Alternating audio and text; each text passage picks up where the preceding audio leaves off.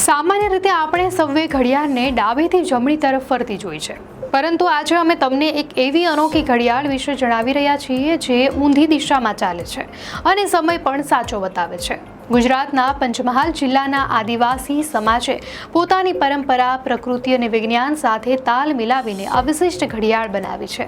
તેઓ માને છે કે પૃથ્વી, ગ્રહો અને અન્ય કુદરતી પ્રક્રિયાઓ જમણેથી ડાબી દિશામાં થાય છે, તેથી તેમના જીવનના તમામ કાર્યો અને આ ઘડિયાળ પણ આ જ દિશામાં ચાલે છે।